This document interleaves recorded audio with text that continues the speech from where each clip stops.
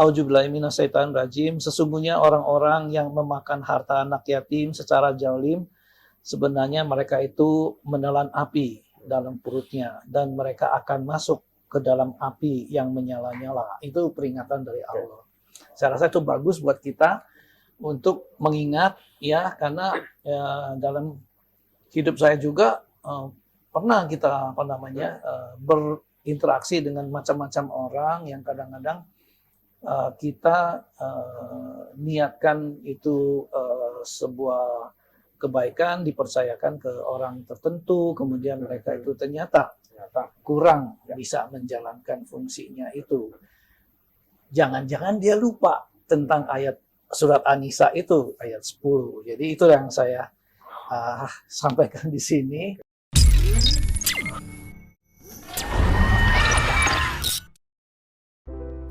Bismillahirrahmanirrahim. Assalamualaikum warahmatullahi wabarakatuh. Waalaikumsalam warahmatullahi wabarakatuh. Salam sejahtera buat kita semua. Ketemu lagi kita sore hari ini. Kita punya tamu Akbar hari ini, pengen ngobrol-ngobrol. Kalau bidangnya sih beliau ahlinya keuangan. Ya. Jadi maka sebagai YouTuber gitu ya, saya menyesuaikan. Ya, memang kita kan di sini di channel kita ini, saya rubah dari live IG kemarin itu dari dunia bisnis ke YouTube ini karena saya ingin tema yang kita bisa bawa itu lebih bebas ya. Jadi kalau YouTube kalau live IG itu kadang-kadang kita harus disiplin sama keilmuannya, bidangnya, sehingga kadang-kadang terlalu panjang harus kita bawa. Sedangkan YouTube ini saya lebih cenderung ke cerita-cerita pendek, ngobrol-ngobrol. Karena memang itulah hidup saya gitu ya. Saya tidak suka juga terlalu terpaku ke satu topik yang berlama-lama, dan saya ingin lebih santai aja. Nah, Akbar, terima kasih sudah datang ke sini. Sama-sama, Pak. Ya, insya Allah obrolan kita santai aja. Siap. Kalau bisa ada pertanyaan ataupun ada masukan yang memang ingin disampaikan, dipersilakan. Karena temanya juga seperti tadi, saya mencari tema yang lebih populer sekarang ini. Betul, Pak. Nah, sekarang hari ini kebetulan yang lagi rame-rame nih di televisi gitu ya, ada berita organisasi sosial bisa mengumpulkan dana lumayan besar gitu ya.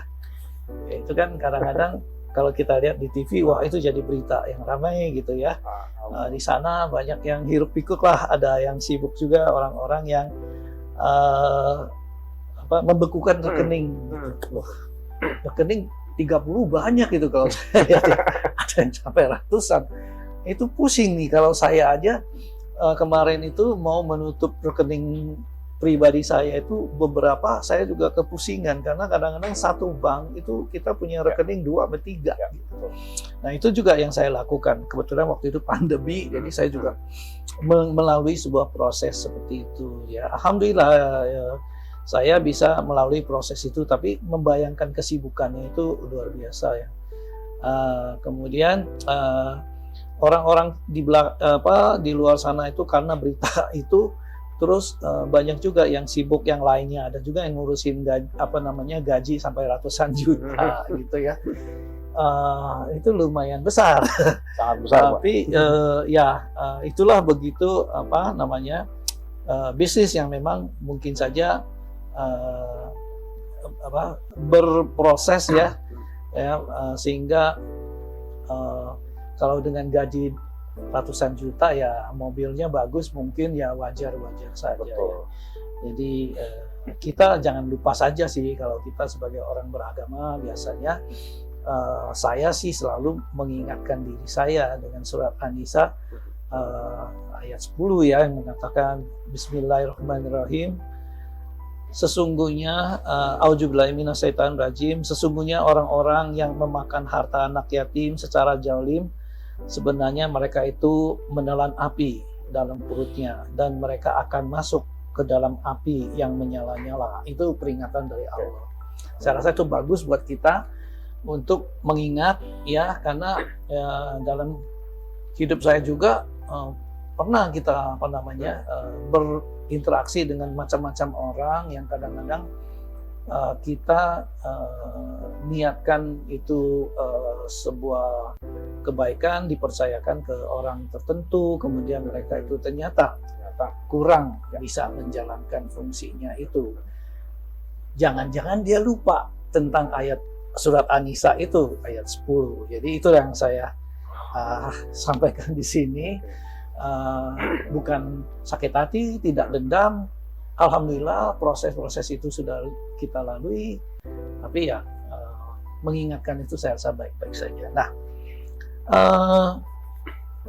itu juga mengingatkan kita juga sebetulnya dalam proses mencari rezeki ya, yang selalu kita ingat ya surah Al-Baqarah 261 yang mengatakan A'udzubillahi minasyaitonirrajim, bismillahirrahmanirrahim, perumpamaan orang yang menginfakkan hartanya di jalan Allah seperti sebutir biji, ya kan, yang menumbuhkan 7 tangkai, dan pada setiap tangkainya ada 100 biji lagi, sehingga itu bisa 700 kali.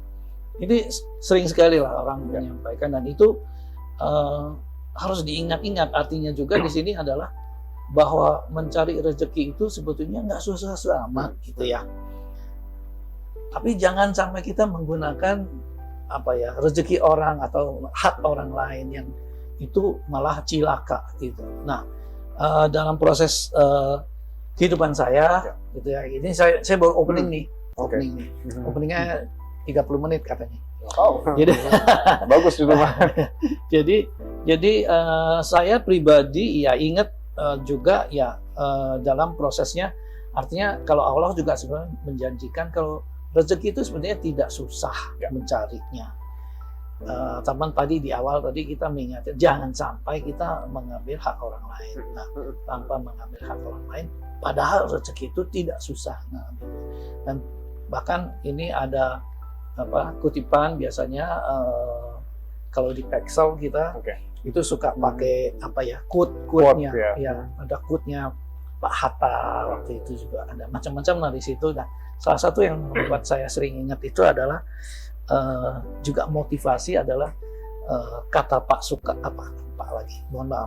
kata Bung Karno ya waktu itu, bermimpilah setinggi langit ya, kalau engkau jatuh, engkau akan jatuh di antara bintang-bintang. Artinya kalau dia membayangkan terlalu di atas langit, nanti jatuhnya paling kena langit. Kena langit juga Pak, masih di langit. Belum jatuh ke bumi. Itu lucu-lucu lah. Dan menurut saya itu bagus saja sih, motivasi kita. Nah, gara-gara itu di tahun 2008, ini sebagian dari cerita aja. 2008 itu pernah saya tuh menjadi CEO ya waktu itu sebagai leader ya, kita tentu saja harus mengajak teman-teman itu bersemangat ya mencapai cita-cita yang setinggi langit kalau bisa kan. Nah, salah satunya saya membuat resolusi waktu itu 2008. Nah, sales kita waktu itu, revenue kita sekitar 250 miliar lah, 250 miliar. Itu sedang-sedang saja, jadi lumayan lah bisa makan dan sebagainya. Cukup sibuk teman-teman. Tapi kemudian saya, karena ada niat kita bareng-bareng kita mau mencapai target yang lebih tinggi dong gitu kan, maka saya harus mempunyai mission yang lebih tinggi ya. Begitu mau ngajak bermimpi ya, bermimpinya setinggi langit ya. Setinggi langitnya waktu itu saya bilang 2008 itu di Rapim kalau nggak salah, saya ngajak teman-teman itu di depan direksi dan juga para manajer, saya bilang yuk kita targetkan untuk mencapai penjualan setahun 1 triliun. 2008. Revenue ya Pak ya? Revenue Revenue ya? nasional. Nasional. Nasional waktu itu masih kecil kita ekspedisi gitu ya. Sebuah ekspedisi punya target 1 triliun ya, lumayan besar lah. Banyak juga yang nggak yakin gitu. Ada yang ngerasa, waduh ini bagaimana nih, penjualan kita aja 250 miliar itu udah dengan susah payah setahun. Nah, kamu mau 1 triliun pula, sombong kali kau, gitu kan? Ya kita orang Medan apa boleh buat, namanya juga mau mimpi. Nah, tapi yakin sih waktu itu dengan program ya sederhana lah namanya. Saya waktu itu mungkin juga masih terlalu muda, belum berpengalaman. Ingin mencapai 1 triliun, tapi juga ngeri-ngeri sedap juga itu, ya. Karena apakah kita bisa sampai ke sana? Biasanya mimpi itu kan selalu ingin mimpinya tinggi, tapi juga harus logik, masuk akal. Nah, salah satu yang tentu saja waktu itu ya kita melaksanakan beberapa mission ya, strategi. Salah satunya waktu itu 2008 itu kita tentu saja ingin meningkatkan penjualan dengan melakukan promotion ya melalui sales counter kita gitu ya. Sadar tidak sadar sebetulnya itu sudah mulai kita merubah tuh, yang saya pernah cerita bahwa kita bergerak dari B2B menjadi B2C atau C2C. C2C itu kan lebih ke retail ya. Nah, tanpa saya sadari sebetulnya waktu itu, entah benar entah ada hubungannya apa tidak, tapi saya rasa bisa aja kalau kita melihatnya itu, ternyata di zaman itu, waktu itu belum ada Alfamart tuh ya, atau yang semacam itu. Convenience store. Convenience store ya. Nah, Indonesia ya ada warung, tapi warungnya masih ya yang model-model dulu gitu ya. Tapi saya mulai tuh bikin counter JNE counter, sales counter. Nah, kita mungkin pemicu juga salah satu yang berjualan service delivery lewat counter. Nah, itu JNE itu. Kalau mau dilihat sejarahnya ada sih, kalau tertulisnya dan sebagainya. Tapi tidak pernah tuh saya di situ bercerita sama Alfamart, nggak tahu saya itu nggak pernah ngobrol tuh sama mereka. Berarti sistemnya franchise ya Pak ya? Waktu itu belum franchise. Ya, maksudnya yang kita tawarkan itu bagi hasil. Oh, I see. Oke. Iya. 25%. Kalau 23% buat mereka. Oke, dari total pengiriman itu ya Pak ya? Untuk mereka yang mau melayani dari sini, gaji mereka, tapi nanti kalau dia jualan dia dapat 23%. Itu sejarahnya, ada tuh catatannya. Jadi kita juga yang membagi-bagiin brosur dan sebagainya. Itu awalnya JNE go retail. Ya. Itu tahun-tahun 98 sampai 2008 tuh udah mulai rame kita jualan kayak gitu. Tanpa menyadari ternyata kita itu ya sebetulnya going cash basis gitu. Ya kan, karena semuanya retail. Kalau kita retail bayar cash dulu. Jadi counter-counter itu bayar cash. Nggak ada invoice-nya, nggak kita bagi invoice. Ya invoice kamu kirim di tempat kita, bayar cash, cashnya nanti disetor. Cashnya disetor ke JNE-nya ya Pak? Store ke JNE. Oke, berarti sama agen-agen kita. Oh ya, kita nggak dari JNE-nya berarti tidak mengirim invoice ya? Enggak kan ya? Iya. Oke. Dulu memang begitu model dulunya ya. Kalau dulu dia nggak mau setor gimana tuh Pak kejadiannya? Pernah nggak? Kalau dia nggak setor ya mungkin waktu itu kita bisa bisa menagih tentu saja ya. Tapi mungkin kita nggak buat invoice, karena kalau buat invoice itu terlalu costly buat kita. Karena kita dulunya memang bermodel B2B kan. Jadi waktu B2B yang di invoice itu hanya corporate. Corporate misalnya Pertamina atau gitu yang memang gede gitu ya. Tapi kalau agen nggak ada kita model bikin invoice ke agen. Jadi benar-benar kayak kesadarannya dia ya, gitu, untuk dia setor ke si JNE ya. Iya, secara kontrak sih memang ada, harus ada perjanjian ya. Tapi dia kalau tidak bayar, ya SOP-nya sih ada kan kita punya banyak kurir yang ngambil kiriman kan. Kirimannya bisa kita nggak boleh ngirim lagi lah, misalnya agen itu kita tutup lah, di mungkin ban kayak gitu aja setelah itu, atau nggak usah ngambil dari situ gitu ya. sikapnya kayak model itu aja, mobil kreditan, mobilnya ditarik, model gitu.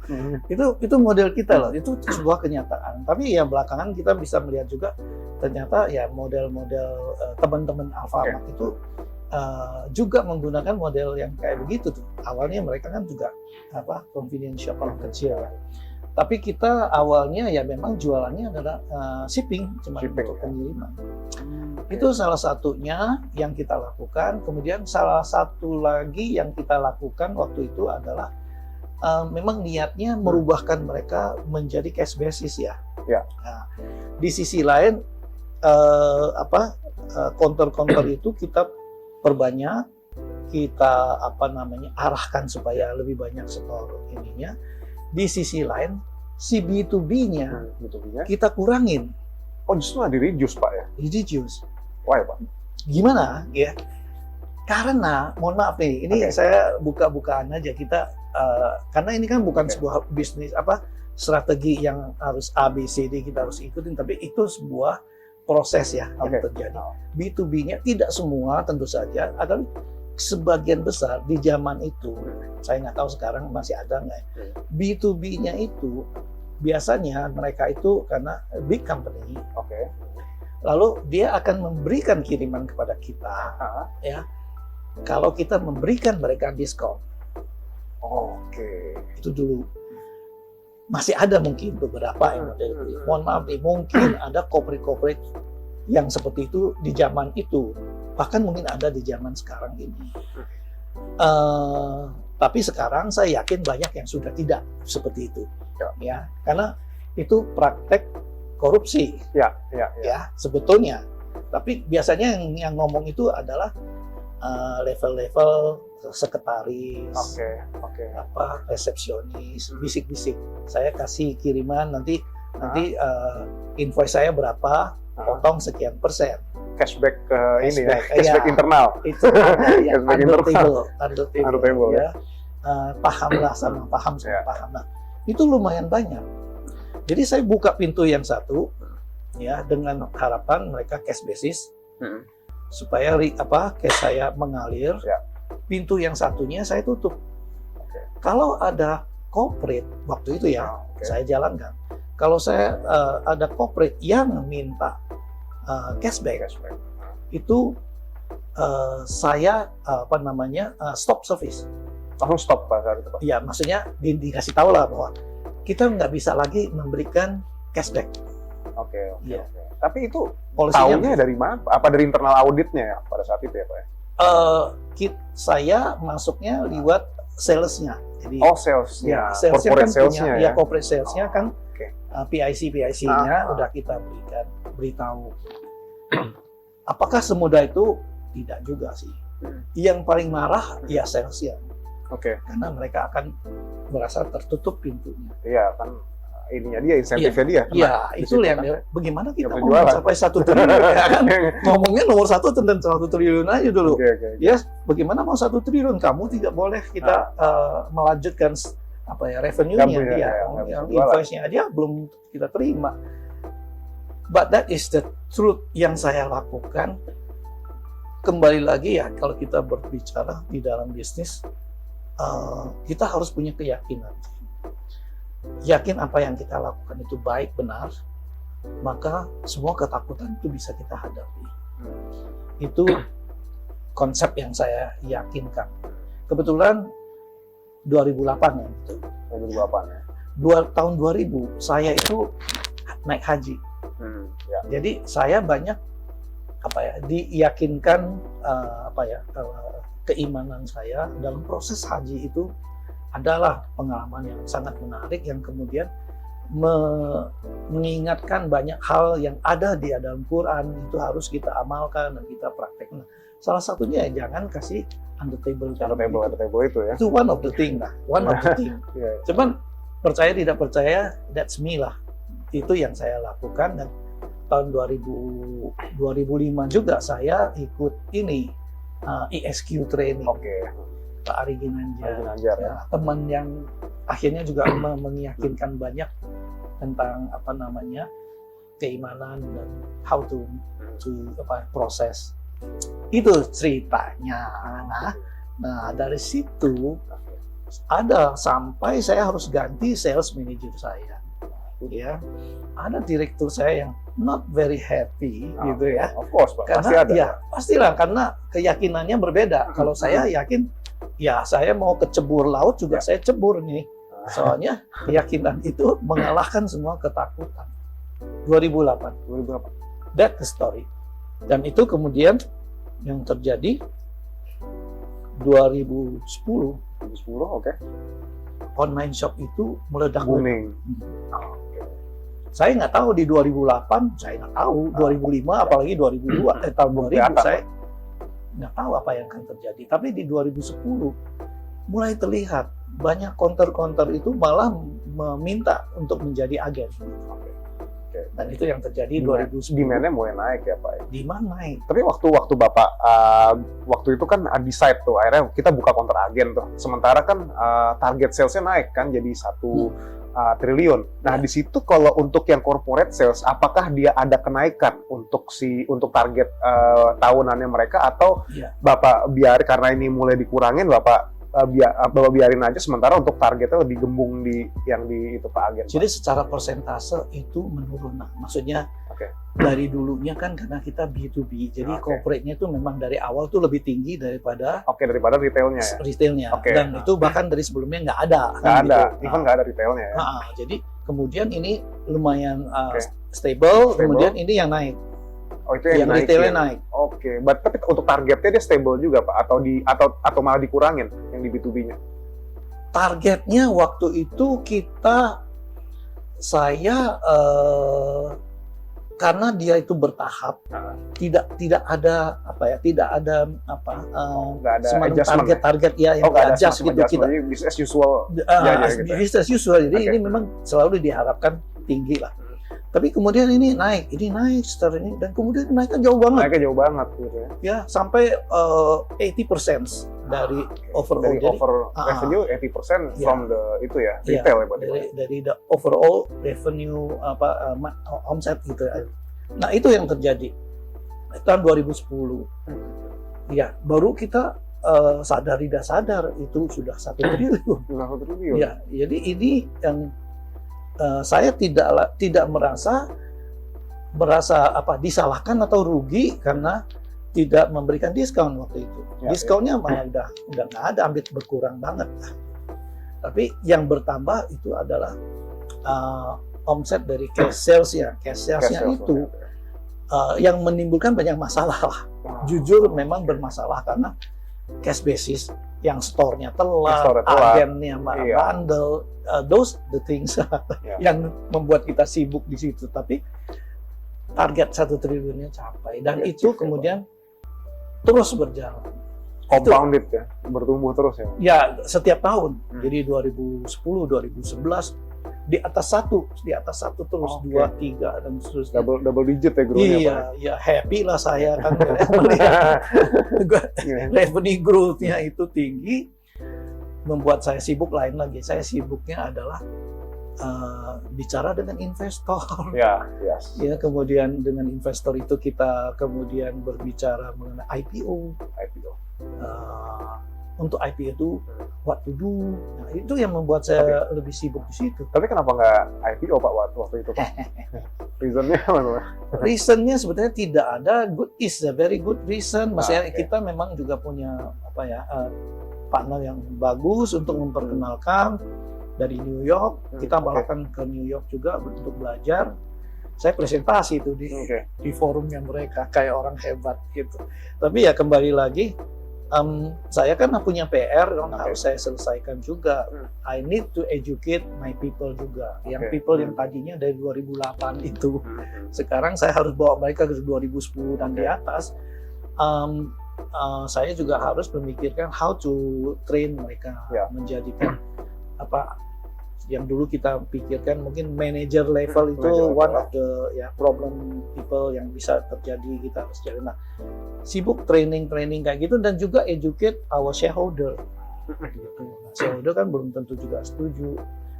Ya itu tendang sana tendang sini 2010 ke atas 2013 makin kenceng tuh kita bicara mengenai IPO tuh sampai targetnya 2016. Tapi karena juga ada perubahan di ownernya kita, ada yang meninggal terus diganti sama putranya, kemudian putranya itu punya policy yang berbeda. Mulai deh, jadi di situ ada keputusan dari shareholder pada umumnya itu not going for IPO. Oke. Itu karena keputusan dari grup. Tapi kalau dulu reasonnya IPO ya buat itu ya working capital paling apa ya? Iya, jadi karena kan kita growing company, pertumbuhannya 40 derajat per tahun. Kalau untuk net profitnya juga 40% ya? Atau tuh revenue? Kalau profitnya itu kita waktu itu banyak juga investasi ya. Oke. Di dalam network kita. Jadi karena kita punya counter lumayan, jadi penjualannya lumayan banyak, yang Jadi kita buat tambah support itu gitu adalah warehousing. Oke, warehousing ya? Ya, jadi misalnya terutama kota-kota besar. Oke. Hitungan saya sih setiap kota besar yang kita seperti Medan, Pekanbaru, mungkin, Surabaya gitu. oh kalau yang di sini ya Bandung, Surabaya, Semarang, Jogja, itu we need about 5,000 meter square meter ya, per location. Agennya per itu ya. Jadi satu lokasi untuk sorting. Itu yang kita buat. Memang sudah dilakukan, ada yang 2.000, ada yang 1.000, tapi dicicil itu. Jadi profit ada, tapi juga cost-nya juga itu ya. Oh, berarti lebih dioper ke sana ya Pak ya? Iya, jadi lebih ke asetnya ya. Jadi kan kalau mau dilihat tahun-tahun begini sekarang ini ya laba yang ditahan itu laba yang tahan banyak gitu kan. Tapi juga asetnya juga jadi banyak. Iya, betul. Karena kan dia dibuat belanja aset di situ. Di spot. Ceritanya kayak gitu. Jadi seru-seru di situ. Tapi nggak jadi IPO, saya mundur sebagai direksi, saya jadi komisaris. Dari situ mulai kita berubah bisnisnya. Itu cerita mengenai how we proses itu ya. Pengalamannya sih kemudian saya ini udah sampai ke babak akhir dari cerita saya. Ini berarti komisaris tahun 2000 berapa? 2016. 2016 ya waktu itu. Oke. Nah, ya. Jadi itu ceritanya it's not going to happen. Jadi padahal saya pengennya ya tentu selain IPO itu untuk meningkatkan mega hub kita, membangun gudang besar untuk sorting yang cepat, pakai mesin, robot dan sebagainya. Those are the thing we talk about kan sebagai going IPO. Secondly, after itu sebetulnya yang saya bicarakan juga adalah going logistik. Jadi instead of kita jadi delivery paket kecil, waktu itu kan masih online, kita mau menghandle tracking. Saya tuh udah mulai melihat tentang semua Trans Sumatera, tentang land transportation. Terus ada gudang pelabuhan besar di Medan.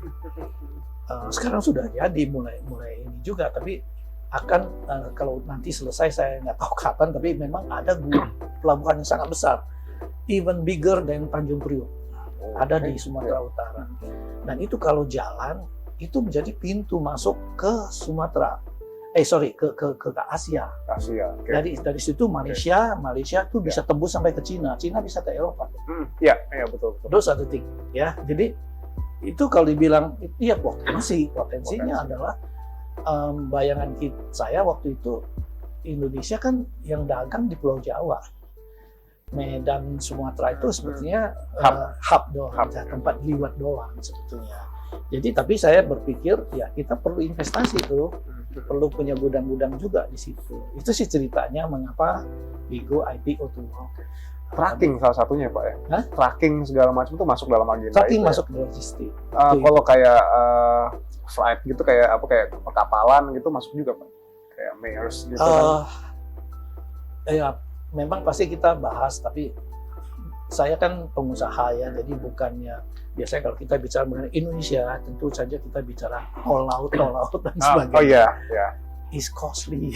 Costly. Betul. Apalagi bebannya kapal tuh kan bebannya masuk penyusutan kan ya kalau per tahun. Betul, dan dia gede banget.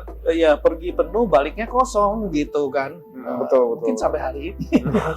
Jadi saya bukannya tidak nasionalis, saya nasionalis, tapi saya juga paham bisnis itu kan kalau di bidang kita beda lah kalau ngomong itu dengan kalau perjuangan partai atau apa itu beda. Ceritanya tentang mimpi-mimpi yang indah. Saya bicara the real bisnis yang kemudian saya pikir waktu itu one of the thing. Jadi memang bangun.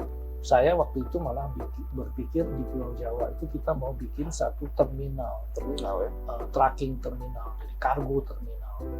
Udah gambarnya juga ada saya. Cuman ya sayangnya kan tidak semua gitu ya. Saya kebayangin kalau di Jawa kita ada tracking itu kan instead of airport, kargo itu berhentinya di terminal. Jadi nanti tinggal ganti kepalanya aja, supirnya aja. Itu yang waktu itu saya tapi kembali lagi ke cerita kita di sini adalah even 2 years ago saya masih membawa tuh the mission of membawa misi untuk mentargetkan next year should be better gitu. Ya. Jadi saya coba juga membawa resolusi saya become my mission. Sekarang saya lebih bicara my personal, bukan lagi perusahaannya. Yang perusahaan itu tentu itu menjadi mimpi yang saya pikir juga bukan mimpi yang jelek, yang memang juga is a real story dan juga terjadi. Saya personally waktu saya keluar dari JNE waktu itu ya alhamdulillah saya juga membawa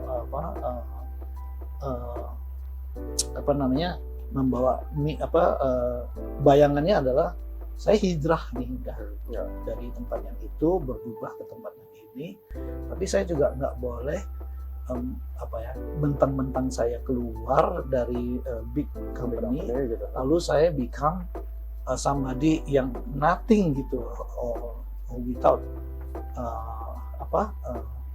capital untuk berkembang. Tapi ternyata saya udah niat, resolusi saya biar saya udah keluar saya harus memiliki value lebih tinggi.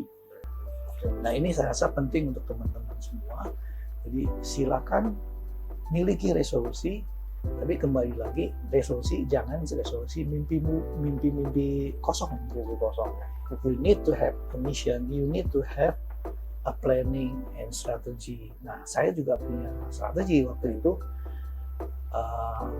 Awalnya sih saya pikir itu sebuah lucky mission ketika saya mencoba memiliki modal kerja ya, tanpa mengambil internally di apa yang ada di JNE saya biarkan, tapi kemudian saya juga mengharapkan saya bisa menjual sesuatu dari apa yang proses yang kemarin mau IPO nggak jadi IPO itu kan sebetulnya sudah ada value.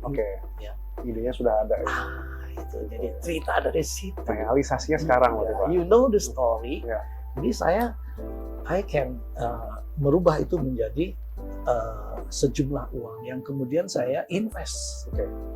Jadi itu bukannya uang saja, tapi saya menginvest menjadi ide-ide perusahaan dan sebagainya. Makanya ada Pexel, macam-macam yang lainnya.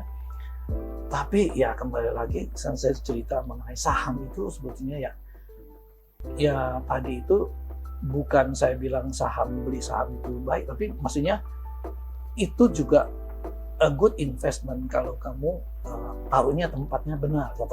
Di perusahaan yang benar lah, Pak. Benar, iya. Jadi saya alhamdulillah gitu kan. Memang tidak semua orang bisa belajar itu dengan cepat lah. Tapi saya beruntung lah ketemu teman yang waktu itu dia bilang sama saya, one of my partner itu bercerita waktu itu dia mau start a technology based company. Ini kan ngobrol-ngobrolnya di teh sate, saya masih ingat. Ya, bicara di depan sate. Oke. Jadi terus dia bicara mengenai anaknya Oke. yang nakal. Dia punya anak laki 3, tapi dia mau bikin technology based company. Basically a family talk gitu. Ya, Saya bicara mengenai anak saya, terus kita ngomong. Tapi ujung-ujungnya adalah, are you interested to invest? Ya, Nah, ini kan pertanyaan The yang point is, are you- mantap gitu. Ya, Iya, tapi kan iya, saya juga awalnya cerita-cerita itu tidak pernah punya expectation seperti apa gitu ya. Tapi kemudian saya juga nggak tahu technology based company model apa gitu. Tapi kemudian sedikit jelas, tapi not really very big money, Ya, karena oke, waktu oke. itu saya juga alhamdulillah punya uang sedikit ya. Ya, tapi lumayan lah buat saya mah kalau uang segitu ya. Sekitar barangkali saya kasih tahu aja angkanya Oke. yang mungkin sekitar 8M begitu Oke, ya. Itu oke. buat orang-orang mungkin nggak terlalu tinggi lah. Tapi ya buat saya pribadi ya lumayan besar loh. Nah, 8M itu rupanya juga buat dia cukup penting, Cukup penting, ya. ya. Kemudian dia men-start his business. Oke. Nah, resolusi saya terjawab rupanya setelah Terjawab, beberapa Pak? tahun ini. Oke. Teman saya itu sekarang sudah IPO. Oh ya? Ya, IPO di Indonesia apa di luar, Pak? di Indonesia. Indonesia ya? Tapi dia itu karena apa ya? Bukan yang Bapak injek itu kan bisnisnya, apa yang itu? Yang saya injak kan ada beberapa. Ada beberapa yang IPO yang diinjak bukan, Pak? One of those things. One of those. Oke. Ya, tapi ini apa namanya? Yang saya cerita ini adalah dari teman saya itu yang tadinya ngobrol-ngobrol sebagai teman aja, tanpa saya sangka, ternyata dia IPO duluan. Dia itu duluan. Iya, maksudnya bukan lama juga lah, setelah after kan itu dari 2017, 2018-an. Jadi ya kalau 3 tahun 4 tahun menurut saya lumayan cepat. Lumayan cepat ya. Tapi lumayan sukses dia. Sampai sekarang kalau dibilang sih masih termasuk baru-baru IPO lah, tapi sudah almost 1 year setelah itu. Jadi sekarang kalau saya hitung itu, ya kembali lagi, bukannya saya kan target saya itu I have to get a bigger value all the time from year to year. Nah, ini salah satu yang membantu saya this year gitu ya, 2022 ini yang telah membuat saya sekarang I have a better value ya, dibanding dengan 2 years ago. Nah, itu yang membuat saya juga ingat cerita ini ya, yang kembali lagi bahwa sebenarnya resolusi itu tentu saja ya jangan resolusi kosong, tapi ya dengan perhitungan-perhitungan ya, bukan hanya orang-orang yang mau cari sosial terus cari duit ke orang. Kita harus punya planning lah ya. Misalnya bisa nggak sekarang saya berpikir secara investasi ke saham itu dengan lebih cerdas gitu ya. Misalnya kita invest kemana, perusahaannya apa gitu kan, apakah dia itu punya potensi secara bisnis di masa depan itu akan future earningnya seperti apa gitu ya.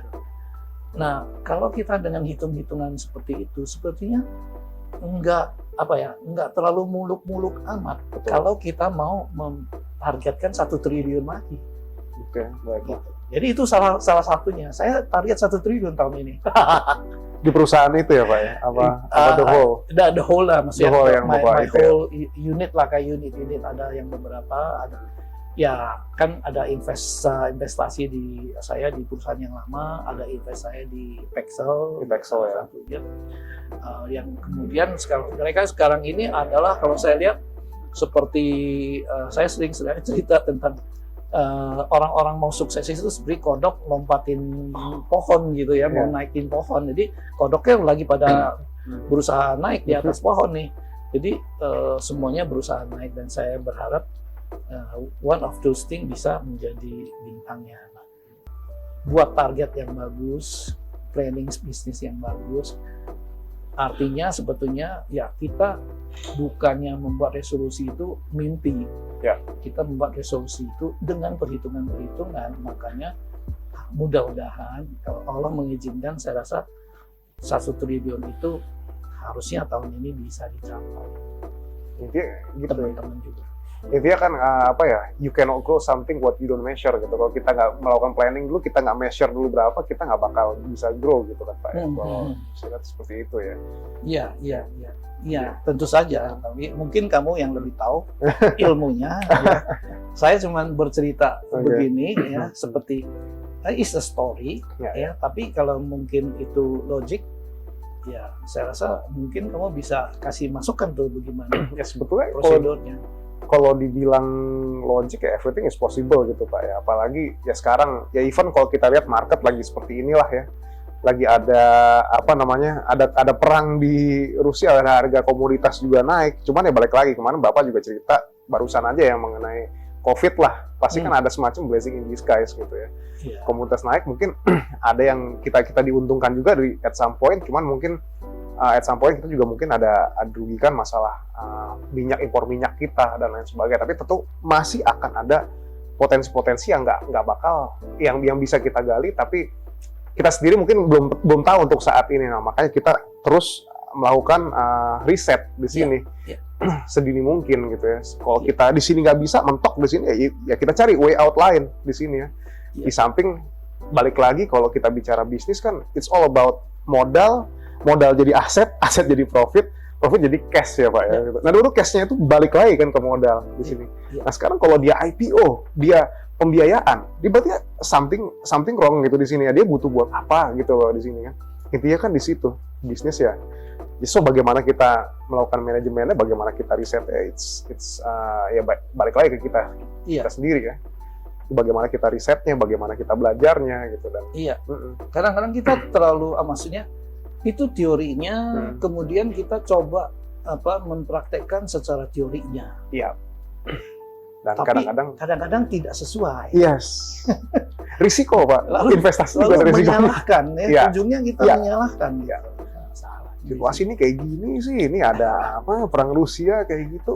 Well ya itu yang harus diantisipasi, risiko sistemik, risiko non sistemik. Risiko sistemik, risiko perang Pak, risiko tingkat suku bunga mau naik nih sekarang BI aja kan belum masih ditahan ya sekarang ya.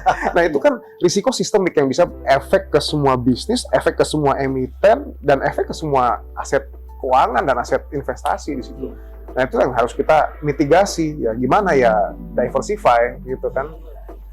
Mungkin Bapak sudah melakukan itu ya Pak ya, sudah ada di ini, ada di sektor logistik, ada sektor ini. Saya bukan ahli ya, tapi kembali lagi saya cerita tadi itu mengenai surat An-Nahl. 78. Have a look. Maksud saya tuh kadang-kadang saya tuh punya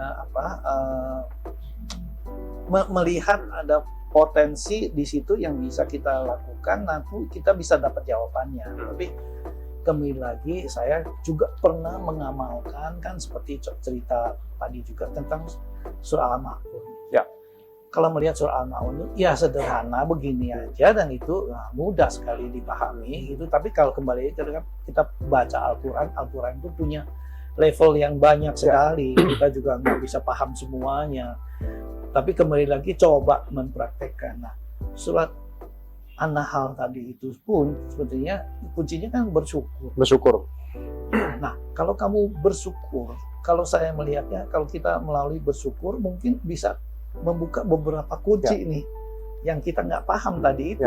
Kita masih merasa ya teori gue salah nih. Yang tertutup di sini akan terbuka lagi yang di lain. Iya kan, seperti orang kayak kita lihat Amerika sekarang ini kan sahamnya pada turun, pada jatuh. Resesi gitu. Pak, bukan resesi, apa namanya? Ya inflasi gila-gilaan. Iya. Tapi yang terjadi ada juga orang yang datang ke sini ramai-ramai, rombongan bahkan untuk bertemu dengan one of the industry atau untuk bicara opportunity di industrinya itu. Ya kan, kadang-kadang kalau kita melihat teorinya, ini nggak masuk akal. Nah itu di situnya kalau kita punya ketajaman yang luar biasa. Apakah kita melihat, apakah kita mendengar, atau hati kita merasa terpanggil atau kasihan maupun mungkin itu bisa menjadi empati yang akhirnya mendatangkan sebuah strategi yang luar biasa. Jadi apa yang saya ceritakan tentang surat Al-Ma'un, tentang JNE sukses dalam bisnis online, menurut saya JNE sukses di bisnis online. Tapi siapa yang tahu strategi itu? Siapa yang mempraktekkan? Tidak ada. Ya, itu karena ya ketajaman dari rasa bersyukur kita yang tadinya hanya tabirkan itu adalah soal surah Al-Ma'un, sayang anak yatim, jangan menjadi orang yang pendusta agama. Hanya barangkali di situ pemahaman kita. Padahal dalamnya minta ampun. Dalamnya ya, simple gitu kita lihat. Iya, karena ya. menurut saya JNE sampai hari ini itu not really bisa disaingin secara bisnis. Kecuali kamu memang punya marketplace, maksudnya bisa melayani marketplace itu. Marketplace itu juga sebetulnya itu duit kamu sendiri. Akhirnya dia dapat kiriman karena dia harus diskon. Ya, JNE sekarang bisa dapat duit di counter-counternya. Itu nggak perlu lagi diskon. Nggak perlu bakar duit gitu Pak. Ya, artinya margin profitnya masih ada. Masih ada. Gitu. Itu strategi siapa? Itu yang tadi dilupakan gitu ya. Nah itulah saya pikir kembali lagi kalau kita mau dekat dengan Al-Quran, kita dekat mempraktekkan kebaikan, insya Allah ya, bisnis can be very easy. Kuncinya bersyukur ya, mempraktekkan itu ya tadi. Target boleh setinggi-tinggi. Ya. Begitu sih Mas. Super Pak. Ya, kalau kita mungkin kamu mau ada masukan buat saya, ya, saya bisa praktekkan. Ya sebetulnya cukup menarik ya Pak ya, kalau ya ini ada sisi spiritualnya lah di sini lah ya. Dan itu mungkin suatu hal yang nggak bisa kita measure ya kalau sisi spiritual. Dan bahkan banyak juga orang cerita, yaudahlah jalanin dulu, yang penting rezekinya ada. Dan itu benar Pak. Gitu sekarang saya kan prosesnya, kalau saya bilang sekarang tahap saya kan baru nikah Pak gitu ya, dan maksudnya sekarang insya Allah ntar bulan Oktober kan anak pertama Pak. Dan memang ya investasi juga waktu kemarin lagi berantakan Pak 2021. Betul. Gitu. Terus saya juga lagi ada masalah di insurance saya harus close gitu, dan emang cuman rezeki itu bener ada aja gitu Pak. nggak kita duga gitu. Begitu juga kalau saya lihat di bisnis gitu ya, kalau memang kita lihat gini kayak impossible gitu kita kita naik untuk naikin omset dan lain sebagainya gitu. Kayak saya di waktu itu berpikir ini impossible gitu, untuk saya stay di perusahaan ini begini, satu insuransinya bagus, tapi mungkin saya juga banyak tekanan dan lain sebagainya, dan saya nggak bisa deliver yang bagus. Ternyata ada opportunity lain di situ yang saya nggak duga. Betul sekali. Gimana saya? Desember gitu tiba-tiba saya dihubungin yang ini, dan akhirnya jadilah uang kamu ini ya, di sini something yang nggak saya duga juga gitu. Ya. Cuman bisa gitu loh, kok ada gitu, ternyata ya itulah gitu sebetulnya. Mulai dari yang ya kita mungkin kita pasti akan ngerasa kurang lah ya Pak ya. Yeah. Even karir apalagi Pak, dan apalagi sekarang society Indonesia kan kita erat dengan banding-membanding ya. Si A umurnya segini, gajinya sekian, jabatannya ini, tunjangannya segini. Lah saya sekarang apa kabar gitu? Saya umur segini, saya buru-buru bonus, buru-buru insentif kayak gitu. Perusahaan aja kayak udah mau kolaps kayak gimana kayak gitu-gitu. Tapi ya pasti akan ada aja gitu loh kalau emang ya kita coba kita bandingin lah kita sama yang di bawah kita gitu kan. Betul. Banyak banget gitu yang even penghasilan jauh cuma berapa persen dari kita, tapi dia bisa survive. Anak 3 ini anaknya bisa sekolah kayak gini segala macem, nggak pernah itu jalan-jalan, nggak pernah itu makan enak, tapi dia survive gitu kan. Kok bisa-bisanya kamu yang income-nya sekian gitu ya masih ngerasa nggak cukup, masih ngerasa kurang dibandingin si A, si B, si C gitu. Cobalah bersyukur sedikit begitu, at least kita masih punya income, kita masih punya jobs gitu ya. Apalagi sekarang kelangkaan ya, banyak pandemi, banyak lah yang kena PHK gitu ya, di situ ya. Mulai dari nyukurin yang simple-simple kayak gitu ya, insya Allah ditambah Pak. Dan itu fakta Pak, nggak bisa sesuatu yang nggak bisa kita nalar ya. Cuman Iya. yang balik lagi waspada harus ya tentunya ya. Emergency fund, dana darurat itu wajib ada lah. Iya, ya, Mas ya, Mm-mm. ilmu itu perlu ya, dan kita perlu belajarin dan kita tahu perkembangannya. Tapi jangan juga merasa udah melakukan segala sesuatu Yes. gitu. You have to terus ya explore, jangan menyerah gitu ya. Dan ya kembali persis banget sekali. Saya juga pernah bicara itu di depan anak-anak di Pexel. Kadang-kadang ketemu dengan mereka itu anak-anak muda turnover-nya tinggi gitu Yes, ya, banyak yang wah kalau udah ini gua udah nggak kuat deh, gue keluar aja gitu. Banyak yang kayak gitu juga. Jadi dan juga banyak yang karena itu kalau suruh cerita tentang kisah sedihnya banyak Banyak gitu ya. banyak Pak. Wah dulu gue suruh jualan saya suruh sales ikan arwana masih hidup, gue suruh delivery. Kisahnya sangat sedih dan sebagainya. Tapi ya kembali lagi saya pernah bilang sama mereka gitu. Saya rasa Allah terhadap kita ujiannya juga semuanya diberi ujian. Ya, semuanya ada Nggak ujian. ada ujian yang gampang. Ya. Bahkan saya bilang sama mereka, sepertinya pintu di depan Allah itu pintunya aja udah ditutup. Iya. Kalau saja kamu ikhlas, pintu itu terbuka. Jadi Allah akan membantu kamu dengan segala kelemahan, kekurangan yang kamu. Jadi kalau saja kamu mau menyerahkan pada Allah dan karena meyakini, mengakui Allah itu Maha Kuasa, Maha memiliki segala rezeki. Dalam waktu detik yang sama, barangkali tadi kamu pikir kamu orang paling miskin di dunia, detik yang sama kamu jadi orang paling kaya di dunia. Itu caranya Allah. That's possible. That is the way. Itulah seru-seruan. Jadi ya tentu saja forum ini apa yang kita lakukan, saya rasa terus kita buat supaya teman-teman itu jangan sampai menyerah. Anak-anak kita Indonesia harus lebih maju menurut saya, karena kedepannya persaingannya bukan antar kita. Ya, udah itu keluar udah lagi. lawan siapa Iya. gitu kan. Sekarang Kantor startup aja udah banyak yang ekspat Pak. iya. Persaingannya udah ekspat semua Pak. Indonesia Iya. lawan India, Iya, lawan betul. Nah, di Pexel itu orang IT-nya orang India semua. Ya. Kita punya kantor di Pexel di India.